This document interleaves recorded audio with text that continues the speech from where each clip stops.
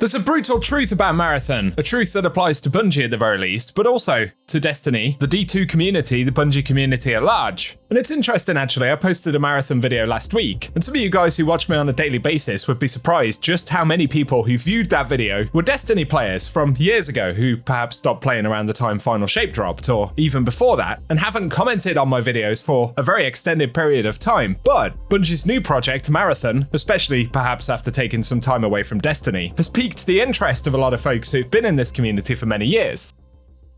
But looking at the Destiny side, of course, Destiny players are frustrated right now. Bungie are talking almost exclusively about Marathon, or at least a lot of that high-level energy, right? Talking about big releases, things that they're doing with the game to push it forward, and basically reasons that Marathon hopefuls should actually be excited about the game, right? And that's contributing to this frustration from Destiny players, because at the same time, we should recognize Bungie are the ones that promised a roadmap last year, but have yet to deliver on that. And so as a Destiny player, I completely understand that frustration. And I'm seriously hopeful that we'll get the kind of communications we want, but we should keep in mind, for Bungie, this is their third new IP in like 20 years or whatever it is. So it isn't at all surprising that they're going all in on Marathon. And as has been suggested recently, we could be looking at a pushback for the Shadow and Order update for Destiny 2, which demonstrates that Marathon development, or the timing of the game releasing, is having a direct impact on Destiny 2 in one capacity or another. So the frustration isn't unwarranted.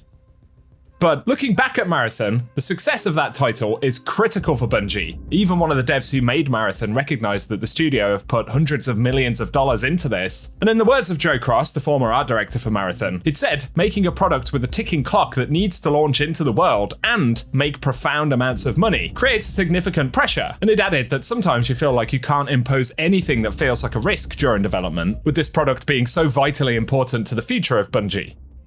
So even folks who work at Bungie have recognised that, although keep in mind Joe Cross no longer works at Bungie. He left at what they call the release lock for Marathon, so that was the point in time where basically they were satisfied that this is the version of the game we're going to release, and it becomes about QA testing and preparation for that launch.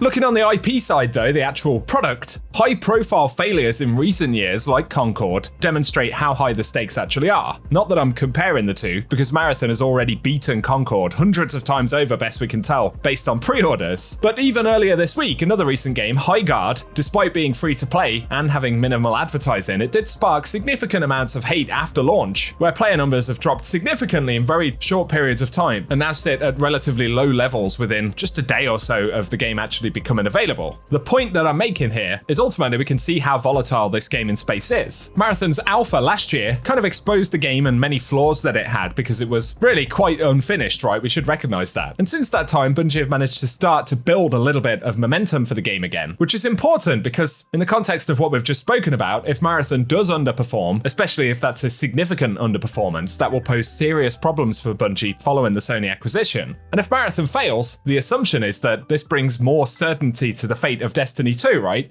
And while the argument exists that if Marathon does take off, that means Bungie will simply double down on Marathon instead of Destiny, of course that may be true, but it's purely speculative. Realistically, it is a possibility, but it feels more certain, as we said, that if Marathon does do badly, Destiny 2 is even more likely to suffer. So I get that many of us in the D2 space have issues with Bungie's handling of Destiny 2 over the last year. However, the simple reality for us, all things considered, is that if we want a prosperous Destiny offering, hoping for Marathon's failure is kind of a form of self-harm ultimately, right?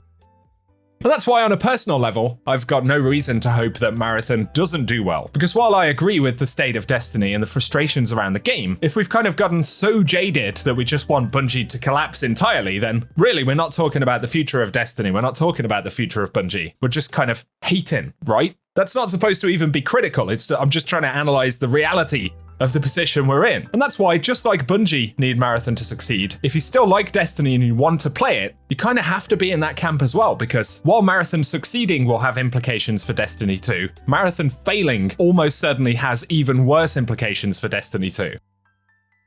Fortunately though, for Bungie, Marathon has started to gain some positive traction in the last month or so, and while some Destiny 2 players won't believe it, as I alluded to at the start of the video discussing folks who haven't played Destiny for a long time but now have relatively good memories of their experience with the game, there is a crowd of people who are genuinely excited, or at the very least intrigued, about Marathon, and that crowd is growing. That could all change, of course, referencing that kind of volatility in how players perceive games and what is successful and not successful, and especially the next big test for Marathon is going to be the open beta, because they will essentially blow the doors wide open. Nothing will be hiding anymore. And the game will have to speak for itself, right? We won't be looking at shiny trailer footage, which we all know Bungie do very well. Instead of only experiencing kind of the vanity or cosmetic component of the game, the open beta is going to be the point where players can get down into the depths of what Marathon actually is and get a sense of what this is going to feel like to play.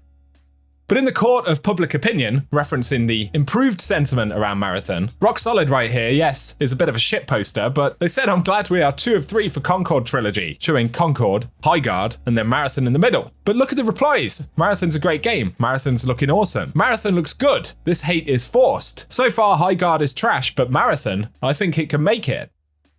Others pointed out that Marathon, of course, is not actually out yet. The point I'm making though is that when we remove ourselves from the Destiny bubble, in the broader gaming space, those who've played Bungie games in the past, whether it's Halo, Destiny, the OG Marathon, those who are fans of shooter games in general, to an extent, those who've been playing Arc Raiders, they're intrigued by Marathon. And that's really important for Bungie because it actually presents the opportunity to capture some of those audiences, pending the reception of the open beta, right? And that's going to be the really critical part. So obviously with Bungie in full marketing swing for Marathon now, they're posting some pretty cool trailers and things. There's some neat runner cinematics that they've been starting to share, and I imagine we'll get these on a weekly basis potentially now, as well as other deep dives, and in the very near future I'm anticipating the announcement for the open beta. And as I've said before, Destiny is absolutely my main game. I think Destiny has way more to offer than a lot of other shooter or even investment games in the space right now. And while I'm looking forward to trying Marathon, I don't necessarily see myself putting as much time into Marathon as I have Destiny over the years, but in a lot of ways that's okay, because Marathon is a $40 game. People spend that kind of cash buying pizzas at the weekend. So from my perspective, even if I get a month or 2 out of Marathon and have some fun with it, it's probably kind of done its job for me. I appreciate some folks want more than that for that kind of money investment, but ultimately coming back to the point, I just don't think it's realistic to be a Destiny player who absolutely hates Marathon and wants to see it fail while simultaneously still wanting Destiny to be a good game, because I just don't think that we can have both, right? And again, that's not a criticism of anyone's opinion, but I think it is a reality that we're living in, and that's why we're seeing Bungie push this game so hard, right? So again, share your thoughts down in the comments section. Like I've said, I'll be covering the open beta for Marathon, details on when it's actually going to drop, because it's also the first opportunity that many people will have to actually play the game. This moment is going to be as big, probably bigger, than the initial alpha drop last year, because it's either going to encourage or discourage a lot of people from purchasing and kind of getting on board with the game. So share your thoughts about it down below. That's my thoughts on how the Destiny community and Marathon as a product kind of interact with each other right now. And like I've said, I do hope that Bungie get on board with Destiny communications again in a more meaningful way. But of course, I can't tell you any more than that. We're just going to have to wait and see. One thing is for certain, the next 6 weeks leading up to Marathon drop-in, whatever Bungie say about Destiny as well, and how all of that goes down, it's going to be huge, man. You can't understate how the next few weeks are going to be some of the biggest weeks in Bungie history. It's just... yeah, it's going to be wild. Share your thoughts in the comments. If you found the discussion interesting, a rating would really help us out. I'm just one person, just one opinion, so give me yours down below as well. Otherwise though, cheers for tuning in, and I hope you have an awesome day.